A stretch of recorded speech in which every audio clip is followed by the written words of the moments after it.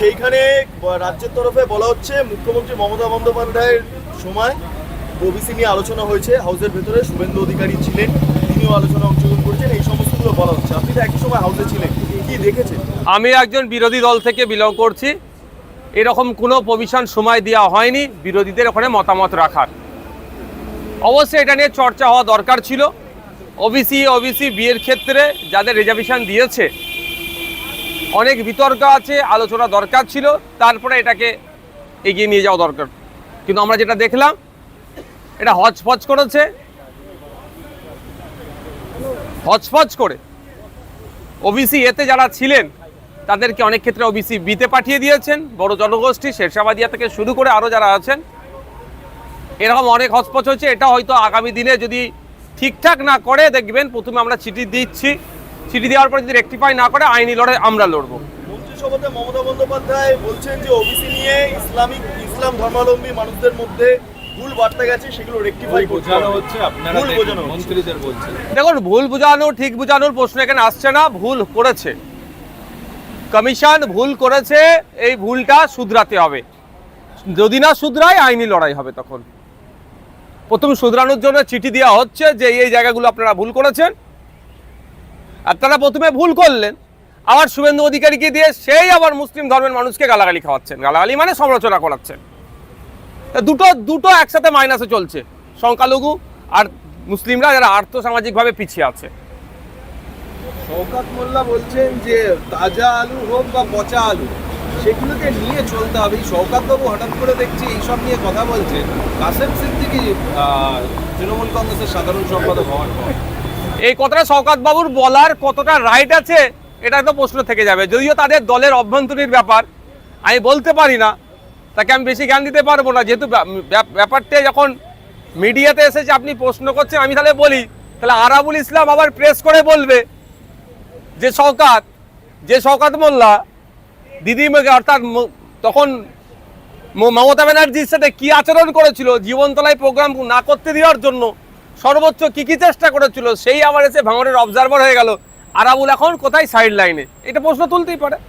আমি তো ডে ওয়ানে বলেছিলাম যে শওকত সাহেব কাসেম সিদ্দিকী সম্পর্কে বাজে মন্তব্য করত, সময় এসেছে কাসেম সিদ্দিকীকে স্যার সম্বোধন করতে হবে। ভাইয়ের পক্ষেও নয়, আমি অন্যায়ের বিরুদ্ধে। না, সেটা তো ভাইজান জবাব দেবেন। তৃণমূল কংগ্রেসের এখন সাধারণ সম্পাদক পদে উনি হয়ে আছেন, উনি জবাব দেবেন। তার দলের এখন অন্য নেতারা কি বলছেন সেটা জবাব দেবেন। আরাবুল ইসলামের সময় ভালো ছিল পরিস্থিতি, এখন কি খারাপ হচ্ছে? মোটেও কারো সময় ভালো ছিল না। একজন অধ্যাপিকাকে জগ ছুড়ে মারতো এই ধরনের নেতা, আর অন্যজন প্রশাসনের সহযোগিতা নিয়ে আইএসএফ এর নিরীহ ছেলেদের নামে মামলা দিয়ে কেস খাওয়াচ্ছে। এই হচ্ছে তফাৎ। একজন সার্টিফাইড নটোরিয়াস ক্রিমিনাল, আর অন্যজন এই তোলাবাজি হ্যানত্যান করার অপরাধে অলরেডি জেল খেটে নিয়েছে। এটা দুটো তফাৎ, এতটুকুই। যখন এই কথা বলছেন সেই সময় দেখা যাচ্ছে মমতা বালা ঠাকুর তিনি বলছেন পার্থভৌমিক মঞ্চে থাকলে আমি আসবো না।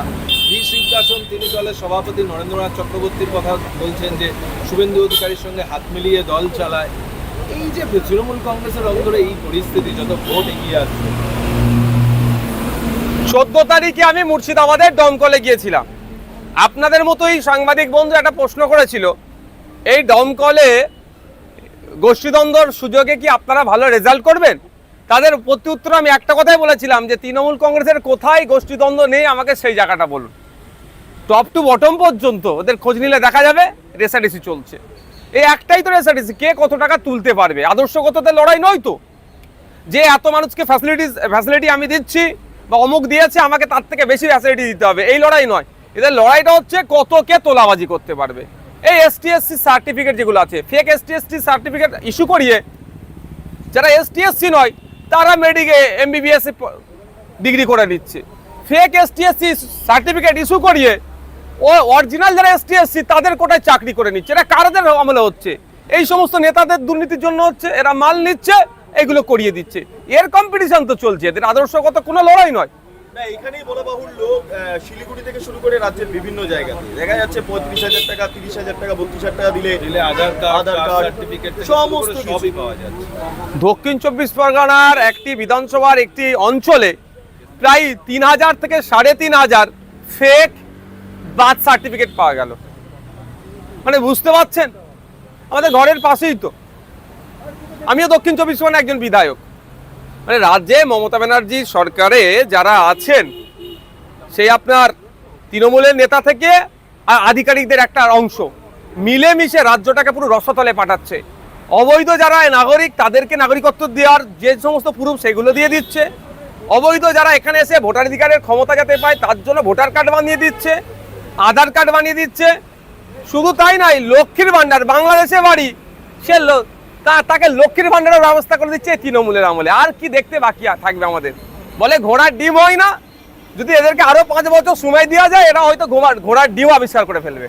একটা বিষয়, খিদিরপুরে যা ঘটেছে আগুন, এটাকে বিরোধীদের তরফে বলা হচ্ছে ম্যান মেড। শুভেন্দু অধিকারী সরাসরি ম্যানমেডের কথাই বলছেন। শুভেন্দুবাবু কি বলছে বলতে পারবো না, ওখানকার লোকাল মানুষের সাথে কথা বলেছি আমি ওভার ফোনে, এটা বুঝতে পেরেছি পুরো একটা পরিকল্পিত ব্যাপার। আপনি যাবেন ওখানে? বলছি আমি পুরো পরিকল্পিত ব্যাপার। লক্ষ্য হচ্ছে ওখানে প্রমোটিং করতে হবে, ওই জায়গা থেকে ওদের ছড়াতে হবে। এখন কি বলছে অনেকে গিয়ে যে ওর পরিবর্তে 1 লাখ টাকা দেবো, পাকা বাড়ি বানিয়ে দেবো। ঠিক কথা, একটা এগ্রিমেন্ট করুক তো, যেটা আছে তার উপরে ছাদ হবে না, ওইটাই থাকবে, ওটা হবে না। যে হয়তো গ্রাউন্ড ফ্লোরটা ওদেরকে দিতে পারে, বাকি তো বাকি আছে যেগুলো G+10 করবে কি G+7 করবে কি G+6 করবে, সেটাই লুটার। কদিন আগে 2 বছর আগে হাওড়াতে হয়েছিল, হাওড়া মঙ্গলাহাটে ঠিক একইভাবে পরিকল্পিতভাবে আগুন লাগিয়েছিল।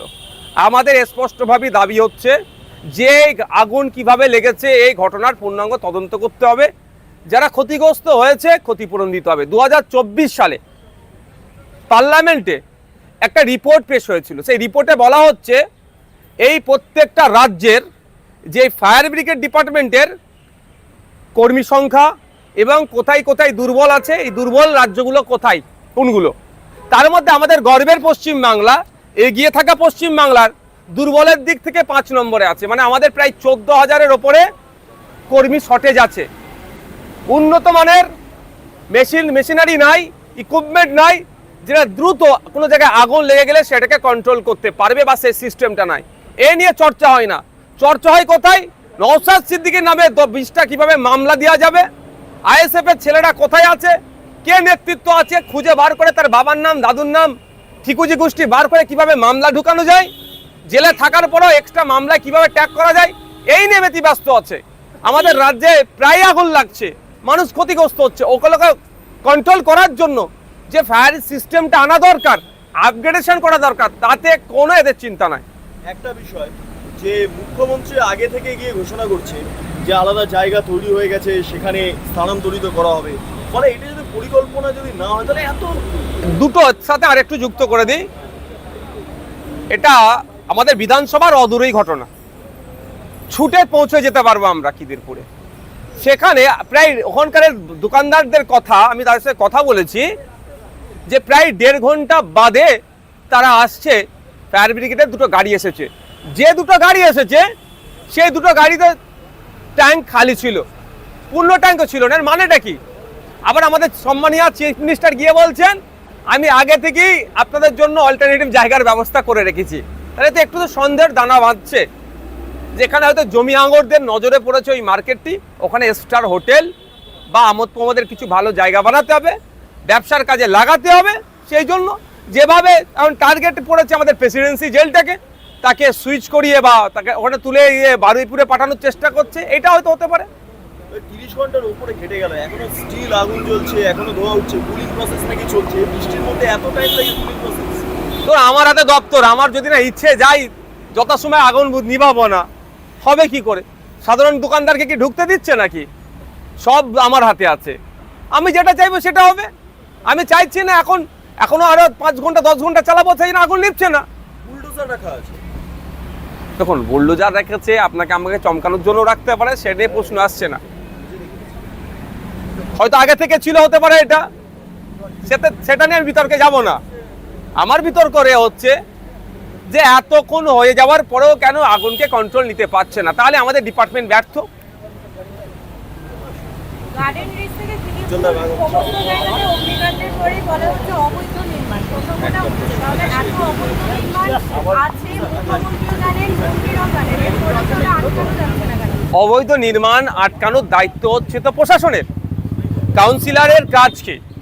তার ওয়ার্ডে যে সমস্ত ফ্যাসিলিটিস বা যেগুলো পরিষেবা দেওয়ার সাথে সাথে অবৈধ যেগুলো হবে সেগুলোকে আটকানোর। কিন্তু কাউন্সিলর সেগুলো বরঞ্চ দেখা যাচ্ছে ম্যাক্সিমাম কাউন্সিলর অর্থের বিনিময়ে অবৈধ নির্মাণ করতে আরো সহযোগিতা করছে। সেটা আমাদের দুর্ভাগ্য। আমাদের জনপ্রতিনিধি কারা হয়েছে, এই বৃষ্টি এসছে।